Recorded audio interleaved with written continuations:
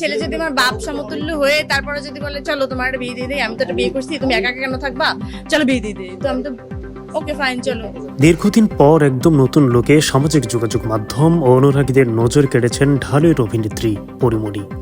সম্প্রতি এক অনুষ্ঠানে সাংবাদিকদের মুখোমুখি হয়ে নিজের ব্যক্তিগত জীবন ও বিয়ে নিয়ে কথা বলেন তিনি। বিয়ে এবং সিঙ্গেল থাকা প্রসঙ্গে পরিমণি খেদ প্রকাশ করে জানান, কোনো পুরুষের সাথে ছবি তুললেই তাকে নানা কটু কথা শুনতে হয়।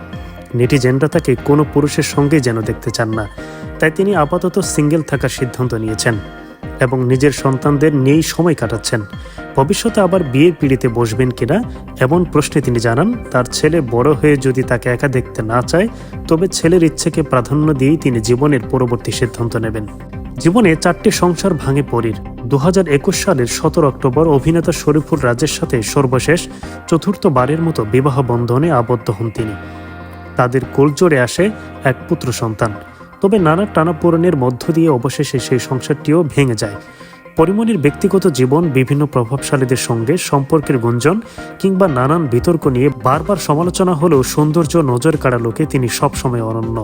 বর্তমানে বড় পর্দায় তার উপস্থিতি কিছুটা কম থাকলেও সামাজিক যোগাযোগ মাধ্যম কিংবা দেশ বিদেশের নানা জমকালো অ্যাওয়ার্ড অনুষ্ঠানে তার উপস্থিতি ঘিরে আলোচনা সমালোচনার পারদ সবসময় তুঙ্গে থাকে।